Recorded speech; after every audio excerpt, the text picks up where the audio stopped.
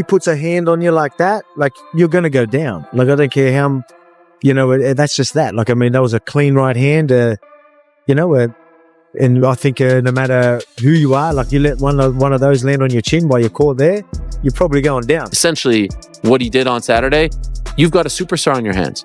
He looks like a guy who could be one of the all-time greats. He called it from the absolute get-go, and he was right. 15-0, 13 stoppages. This man is sensational. There's a clear reason fighters speak about Ilia Topuria with a seriousness they rarely use for anyone else in the UFC. This isn't hype, exaggeration, or coincidence. When his name comes up, the reactions change. Fighters don't rush to describe him. They hesitate, choose their words carefully, settling about facing him. I'm not gonna knock him out. And it's not that if I'm gonna win the belt, I'm gonna do it. I'm gonna knock him out in the first round. They always used to be like this, but after the fight, you know what's happened. You wanna talk to me like the man-to-man? You said something about me. I went to your country, I slapped your face, I get at the wasting win. I walk like a king in your street. Are you talking English? And what you did? What you Is that did, English? Man? Yeah, of course I Speak do. English for the people. Shut up. Not German or Spanish like you're from. I'm talking in English, and fuck you in English. Y que te follen en español. In MMA, that word carries real weight.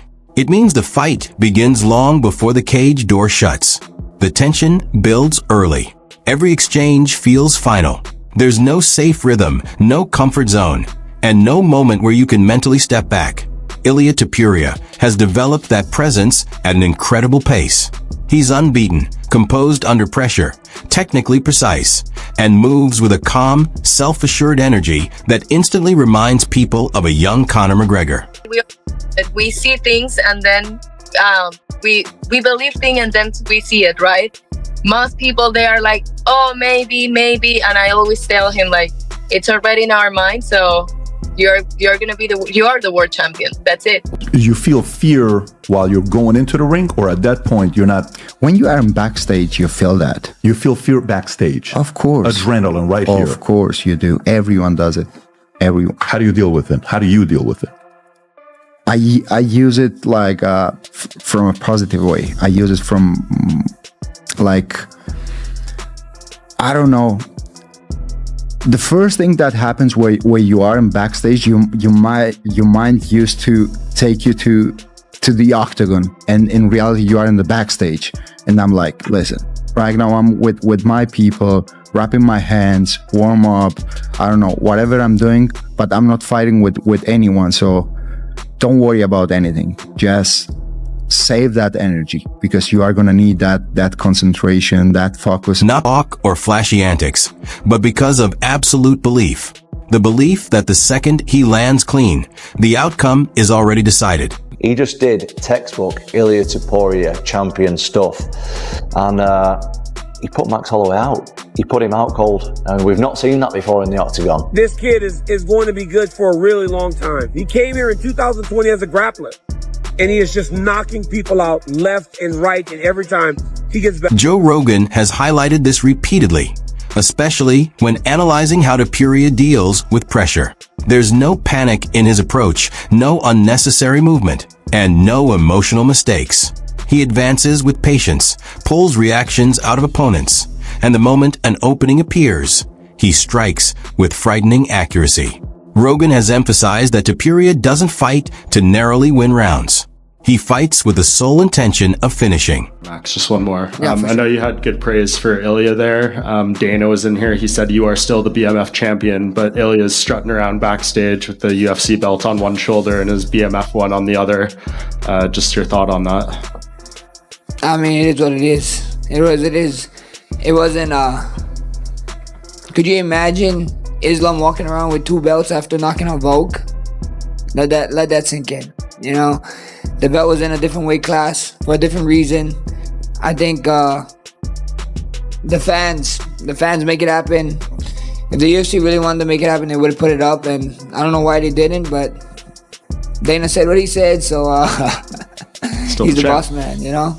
Ilia Topuria is as dangerous and as good as anyone in the world. Good as all these guys have looked, Any of them would be a decent sized underdog. He has just been an amazing fighter. He's undefeated. He's a world champion in 2 weight class. He just knocked out Charles Oliveira. He knocked out Max Holloway, not the Volkanovski. He's just the best at this point, and he would be favored to beat them all. But I believe that the challengers are starting to line up for the great Ilia Topuria. I think he's a great fighter. Yeah, I think everybody thinking like that. He just dropped a couple of legends. He's strong and his wrestling is good, striking amazing. So, but like I said, I'm only one right now in featherweight division who can stop him. So I have enough power and willing to stop this guy, and nothing except respect for this guy. All I need from him is his style. That mentality alone sets him apart. From a stylistic standpoint, Topuria is a nightmare for nearly anyone. His boxing is sharp, compact, and powerful, rather than wild output. He doesn't chase chaos or throw reckless shots.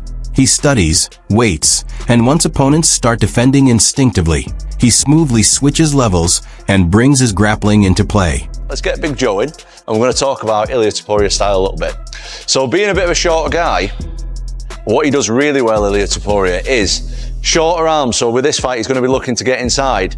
And the body hooks, the low kicks, and the shot in is what he's looking for. Because he's got like a low center of gravity, especially, it says that Max Holloway is 5'11". He's bigger than me, mate. He's at least 6'1", from when I've seen him at least. He's a lot taller than 5'11". So with Ilia Topuria being the shorter guy, he'll be looking for the right hands over the top, the left hooks to the body, and the shot and trying to hold him down. I can absolutely believe that Ilia Topuria can win 3 belts. I think that Ilia Topuria can beat anybody around those weights, kind of lightweight, welterweight. Ilia, in my opinion, is almost unbeatable, right? Ilia Topuria is someone who has been around title contention for a long time, but going in there beating a great in the sport, Alexander the Great Volkanovski, a personal favourite of mine, someone who I know, someone who I look up to.